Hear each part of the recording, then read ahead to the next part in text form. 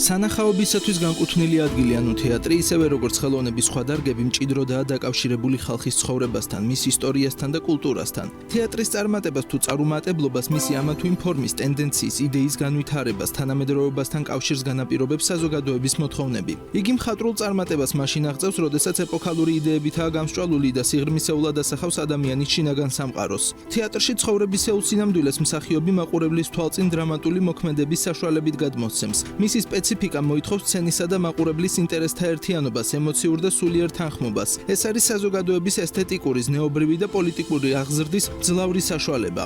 ასეთი კრიტიკულად მნიშვნელოვანი დაწესებულების შექმნას კი ქრისტეშობამდელი ისტორია გააჩნია და სათავეს ანტიკურ საბერძნეთში იღებს. ბევრი მოსაზრება იმაზე თუ რომელი თეატრია სამყაროში უძველესი, თუმცა უმრავლესობა წყაროები მიუთითებენ, რომ პირველი ამფითეატრი, რომელიც შექმნილია, დიონისეს სახელს ატარებს. ადგილი, სადაც ძველმა ათენელებმა პირველად ნახეს და მოისმინეს ანტიგონე, ელექტრა, მედეა, იფიგენია და სხვა მრავალი ცნობილი პიესა. დრამატული წარმოდგენები სავარაუდოდ პირველად აგორაზე გაიმართა, სადაც ისტორიული წყაროების მიხედვით ხის კამები, რომლებიც თეატრისთვის გამოიყენებოდა, ჩამოინგრა. ეს კატასტროფა კი შესაძლოა გახდა საბაბი, რომ თეატრალური წარმოდგენები აკროპოლისის დიონისეს ტაძარში გადაეტანათ, რაც ძველი წელთაღრიცხვით 496-496 წლის 70-ე ოლიმპიადის პერიოდში მოხდა.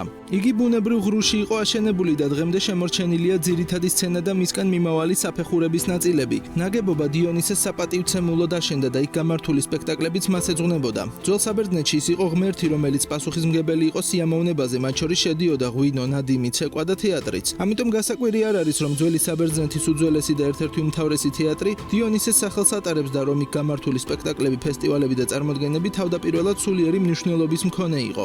თეატრის განვითარებასთან ერთად იქ გაჩნდა და განვითარდა ბერძნული ტრაგედია, სადაც პირველად დაიდგა ისეთი ცნობილი ტრაგიკოსების ნამუშევრები, როგორიცაა სოფოკლე, ევრიპიდე, ესქილე და არისტოფანე. მე-14 საუკუნის შუახანებში თეატრს შეეძლო დაახლოებით 17,000 ადამიანის მიღება. ადგილი განლაგებული იყო აკროპოლისის ფერდობზე, რაც ასწორებდა სკამების რიგებს სცენიდან ზემოთ. თავდაპირველად სკამები ხისგან იყო დამზადებული, თუმცა ჰელინისტურ პერიოდში მარმარილოს ტახტები და სკამები დაემატა, რომელთა მმართველობის პერიოდში აშენდა მეორე სცენა და გაფართოვდა დასაჯდომი ადგილებიც. დღეს დიონისეს თეატრი მსოფლიოში ცნობილ ტურისტულ ღირსშესანიშნაობად იქცა და აკროპოლისის ჩრდილში მდებარეობს, თუმცა ყოველთვის ასე არ ყოფილა. თეატრი მე-14 საუკუნის შემდეგ დაზიანდა და ბერძნულ-რომაული ხანის დასრულების შემდეგ ბიზანტიის იმპერიის მმართველობის პერიოდში თითქმის მთლიანად განადგურდა. თეატრი მხოლოდ 1765 წელს ხელახლა აღმოაჩინეს, ხოლო მე-19 საუკუნეში არქეოლოგებმა მისი გათხრა დაიწყეს.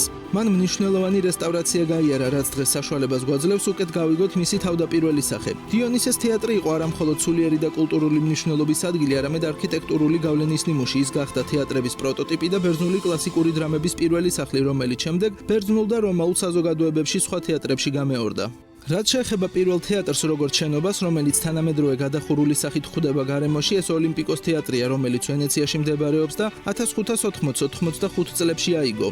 დაწესებულება 1585 წლის 3 მარტს გაიხსნა სოფოკლეს ოიდიპოს მეფის დადგმით, რომლისთვისაც მუსიკა დაწერა ანდრეა გაბრიელიმ. თუმცა თეატრი თითქმის მიტოვებული აღმოჩნდა რამდენიმე წარმოდგენის შემდეგ. სცენები, რომლებიც ოიდიპოს მეფისთვის ხისგან შეიქმნა და თებეს ქუჩებს ასახავდა, არასდროს მოუხსნიათ. მიუხედავად სხვადასხვა ისტორიული სირთულეებისა, ისინი სასწაულებრივად შემონახულია დღემდე. დღეს ოლიმპიკო კვლავ გამოიყენება სპექტაკლებისა და მუსიკალური წარმოდგენებისთვის, თუმცა აუდიტორიის ზომა 400 ადამიანითაა შეზღუდული კონსერვაციის მიზეზების გამო. თეატრს არ აქვს გათბობისა და კონდიცირების სისტემა, რადგან შესაძლოა ზიანი მიაყენოს ხის ნაზ და მყიფე სტრუქტურებს.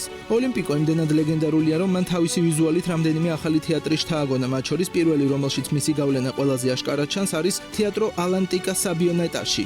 ეს თეატრი, რომელიც ვინჩენცოს კამოციმ დააპროექტა, ასევე მოიხსენიება როგორც ოლიმპიკოს თეატრი 2. მისი დიზაინის ზოგიერთი ელემენტი, მათ შორის ყველაზე თვალსაჩინოა კოლონა და დასაჯდომი სივრცის უკან და უძველეს რომზე რეფერენციული ელემენტები აშკარად დაკავშირებულია ორიგინალ ოლიმპიკოს თეატრთან.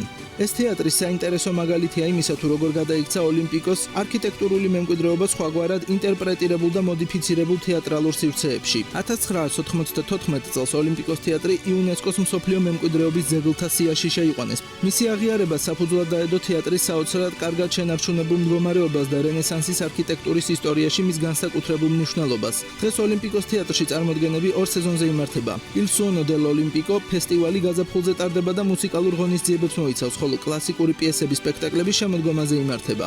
თეატრალური წარმოდგენების გარდა მას სხვა მიზნებისთვისაც იყენებენ, მაგალითად ყოველ ივნისში ვინჩენცაში მდებარე ამერიკის თავდაცვის დეპარტამენტის საშუალო სკოლა თეატრში ყოველწლიურ გამოსაშვებ ცერემონიალს მართავს. ტურისტებისთვის ის არის უნიკალური შესაძლებლობა იხილონ რენესანსის არქიტექტურისა და ანტიკური თეატრის მემკვიდრეობის ნაზავი. შესაბამისად ოლიმპიკოს თეატრი არის ადგილი, რომელიც არა მხოლოდ არქიტექტურულად, არამედ კულტურულადაც უნიკალურია და წარმოაჩენს თუ როგორ შეიძლება ხელოვნებამ დროისა და სივრცის საზღვრები გადალახოს.